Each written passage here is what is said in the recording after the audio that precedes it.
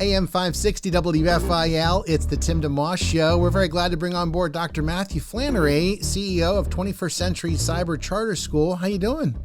I'm doing well. I appreciate you having me on. I'm looking forward to talking with you a little bit. Absolutely, yeah. Share a bit about your day-to-day with the school, and then we want to get into what it's all about. So I'm the CEO here at 21st Century Cyber Charter School. A lot of times people say, well, what exactly is that? We're a public school. It's a little bit different, when we were kids, younger, you walked into a school building every day. You sat in a classroom, traditional brick and mortar type school. Here, that's not the case. Our kids attend school every day, or I should say we expect them to attend school every day. The format's just a little bit different. It's, kind of how you and I are talking. We're seeing each other on a screen right now. Yeah. And our instruction, our teachers, the back and forth is delivered this way. So it's kind of today's classroom, if you will. Like I said, it's sort of a traditional public school with all the same type of subjects, rigorous classes, all those types of things, but we're not sitting in a classroom.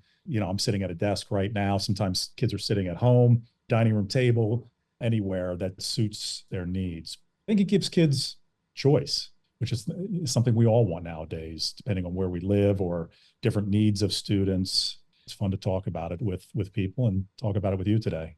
So that's great. And just from a basic layout, typical day then is fairly typical in terms of mirroring a school day and the time of day you're online for classes and the roughly homework you would do. It's just the difference being the primary gateway is online versus being in person. So a typical day would be like 7:30 to 3:30. Okay. However, we do have hours beyond those normal school hours. So we will have teachers available from that 3:30 period of time up until, 7:30 at night. Because again, we're trying to be flexible, knowing that the students that come to us in grades 6 through 12 are coming to us for a variety of reasons. And a lot of times it's because they need flexibility, in their own lives. So okay. They will have an opportunity if they're doing something during the day, training for a sport, training in the arts or whatever the case may be. And they're like, hey, I work better later in the day. Well, they can get in touch with their teachers or people in tutoring sessions or whatever it may be after that 3:30 period of time. Yeah. No, that's great. That flexibility, I'm sure, comes in very handy for a lot of folks. And as you say, people have different reasons for doing what they want to do. They may want to just try out 21st Century Cyber Charter School because what they're doing right now is like, maybe it's okay, but they're like, I think maybe there's something better, or my son or daughter could do better if they had like more of the opportunity to work faster or work at their own pace or work differently than maybe their current education. It's not that what they're doing now is bad or wrong, but maybe this offers something that would fit their child even better. Yeah. And I think exactly what you said. It's not, we're not saying, hey, one way is better than another. It's about choice. It's about having the opportunity to do things differently, work at your own pace, or, sometimes students, they're traveling for whatever reason, and they can still stay up with their schoolwork even while they're on the road. And our support systems are here for them a large portion of the day. And students come to us for a whole variety of reasons. Like you said, I want to work at my own pace. I want to be able to work faster. Sometimes it could be issues, they could have maybe a bullying situation going on in their in school, or anxiety issues where it's like, hey, the parents are like, I'm just looking for something different, but I still want a really good education for my son or daughter. And then a place like 21st Century is there for them. Yeah. So, everybody's kind of looking for what fits their needs, and we fit the need for a good number of students. Folks tuning in, we're chatting with Dr. Matthew Flannery. He's CEO of 21st Century Cyber Charter School, 21cccs.org for more info. One of the things, too, just a couple nuts and bolts things that's important for people to know. It's very much similar, though, the education. All the classes are accredited. It's not homeschooling. This is just like you're going to school. Like maybe just a couple main nuts and bolts people want to know about should their son or daughter go with this path. Yeah, absolutely accredited. Come out of here with a high school diploma, just like you would at your neighborhood school, your brick and mortar school. We strive to have rigorous classes. Kids come to us like, hey, I'd like to take a language. Okay, well, we have, Mandarin, we have Spanish, German, things like that. We have, computer related courses, all the tough math courses that I still shudder at and think back to think Yes. back to high school. They're all here, English, all those types of things. So anything that would be offered in a traditional school is offered here. And like you said, it's just maybe presented differently. Are there a couple things about the school that you find most exciting, that you wish people would know about? Like, this is really a good thing. This is how it can really help your life, help your son, whether it's academic or just overall quality of life. Well, like the quality, again, I mentioned flexibility earlier, and it allows some of our students to pursue interests, passions right now. For instance, we have students, like I mentioned, like the arts. They may be, hey, I'm taking vocal lessons, or I'm practicing my instrument, my violin, and we know how much time all of those types of things take. They may want to do it during the day and then still be able to have access to rigorous curriculum later on in the day. We have students who travel because of dance, equestrian. Sometimes we even have students with young entrepreneurs. We have one of our students who was on Shark Tank a year or so ago, and his passion was he was doing sportswear. So we're talking about, it's amazing sometimes when you watch that show how young some of those kids are and how well they're doing. But he was able to pursue his business, which was growing, and still be a high school student. That choice and that flexibility, I think, is really a big thing. It sounds like a neat way for people, because in the end, you really want kids to graduate with more than just information in their heads, but to the extent that they can be applying it as they go, including how to fit in.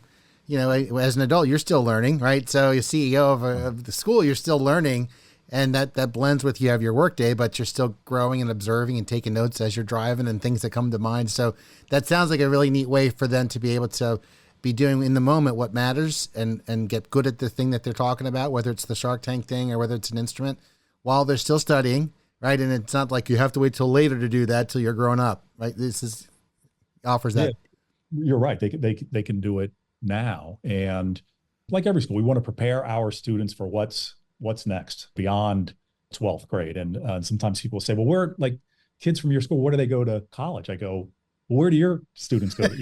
Right. We have students who go off to to Ivy League schools. We have, they're off to Penn State. They're off to maybe a local community college. Again, it's kind of what fits their needs.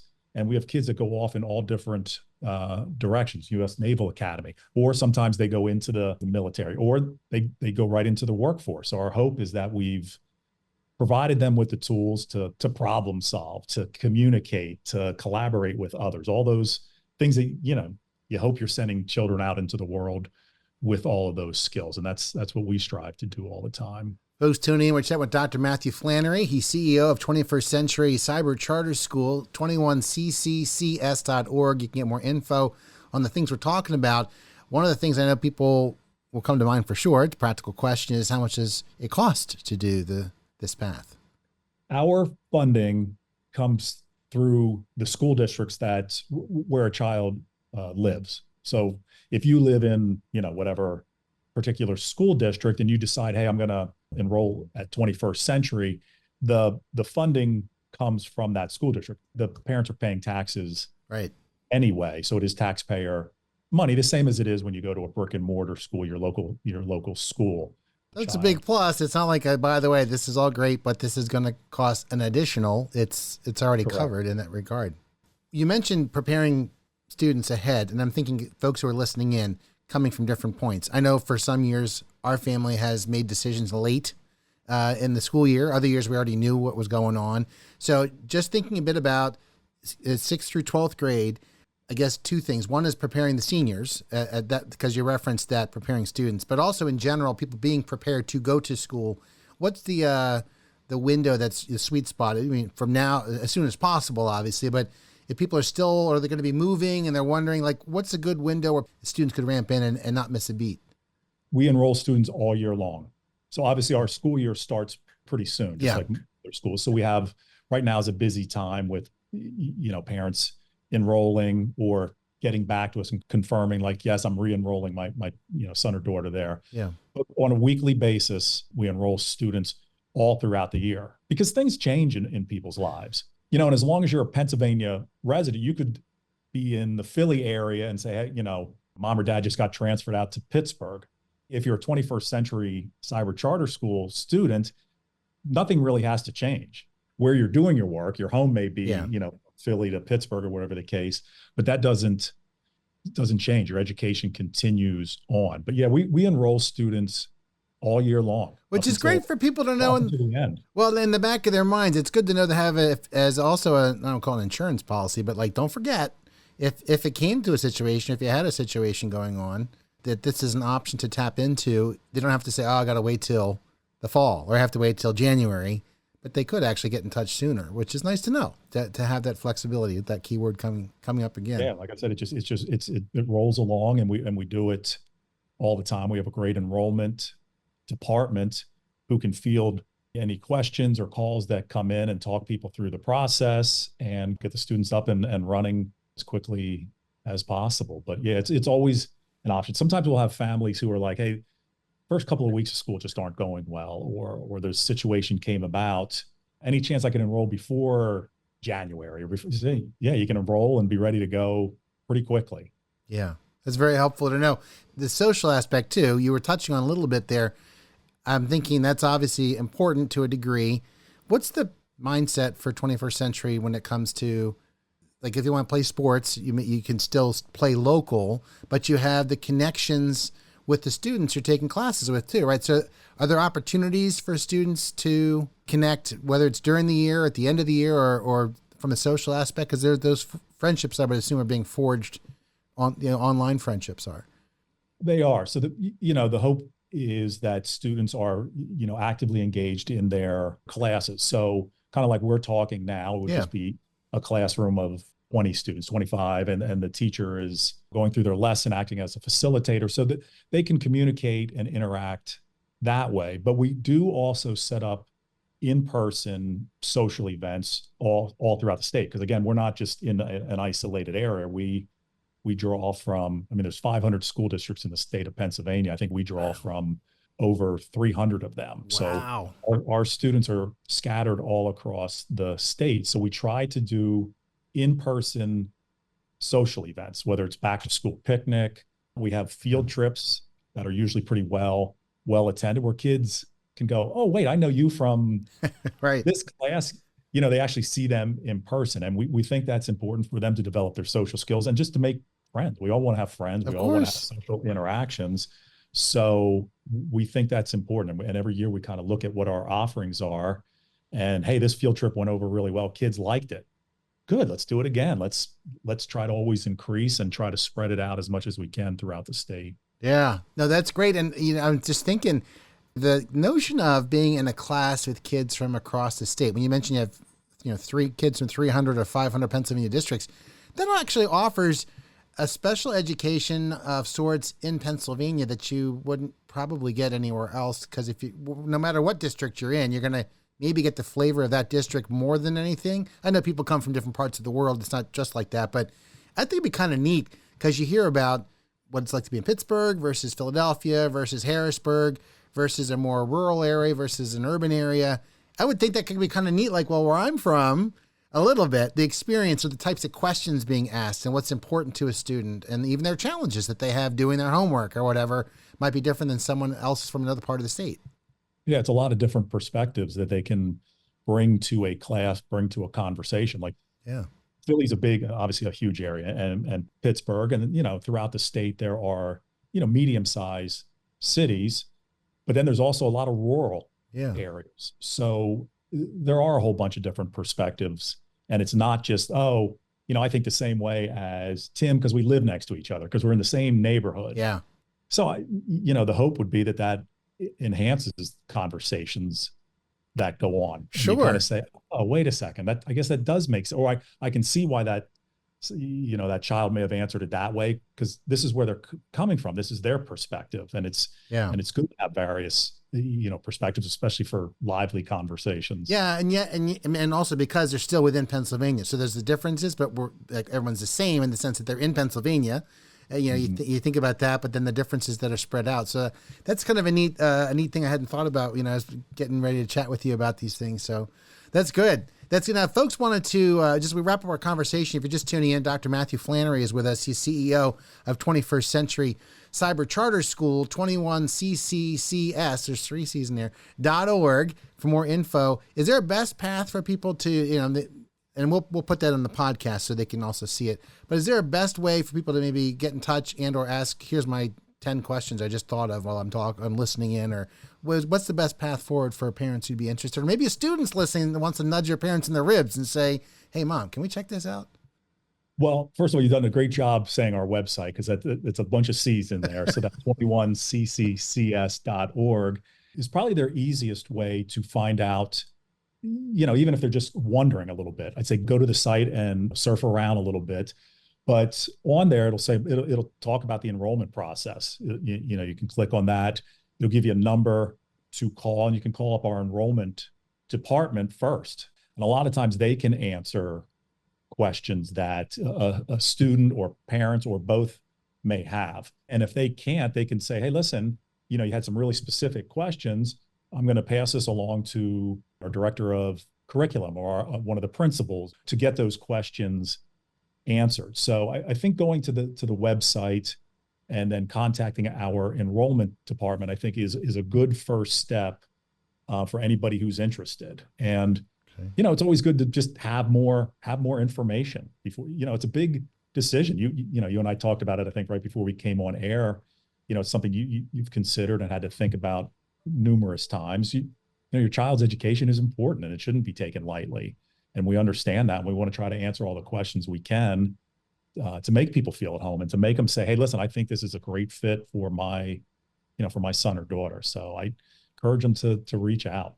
That's good. I have 2 last things for you. One is just, if you could brag on your class of 24 for a second. I read the article on your site a bit about this past year, just the excitement that you see in the class and also the work that you're doing, what the satisfaction of seeing those seniors graduate. For me, I think anytime I get to see the kids, and, I work with a lot of adults. My whole life's been in education, started as a teacher and on and on. Yeah. I think when you get to that graduation ceremony and you see these, the excitement of these students, some who know each other, some who are just meeting for the first time or anywhere in between, I think the pride, they're like, oh my goodness, I finished this. And it was challenging because, again, if we're talking about last year's students, they came through some challenging pandemic times. Sure. That really had to, fight through some difficult situations. So I'd say they were very resourceful during their time with us. The pride that they showed, and just, like I said, that genuine happiness to see each other and to say, hey, this was a good accomplishment. And I learned a lot, and now I get to share it, and I'll move on. But my hope is that they, remember the things that they learned here and that they had a great experience with us. That's great. And you're kind of touching on the other thing, just the broader question for me, thinking about what it's like for you, the satisfaction overall, like why you do what you do, why you come to work every day, what you see, in the work at 21st Century. Our questions, and it may sound somewhat cliche, but it's very, very true. In any of our admin team discussions, it's always, is that what is in the best interest of the student or students when we're making decisions? We always kind of come back to that. We deal with adult problems and stuff like that, but it's always a good reminder. And our team says that a lot. I think this is in the best interest of this student or this family or, a larger group of our students. And that's at the center of everything that we talk about. And once you start to do that and you constantly do that, your head and your heart is in the right place, because it is for the kids. That's why we're here. Yeah, that's great. Well, Dr. Flannery, great to talk to you. Thank you for carving out time this afternoon. Anytime. I appreciate your time as well. This was a lot of fun. All right. That's Dr. Matthew Flannery, CEO of 21st Century Cyber Charter School. More information, 21cccs.org. wfil.org. You're listening to The Tim DeMoss Show, AM 560, WFIL.com, and the WFIL app.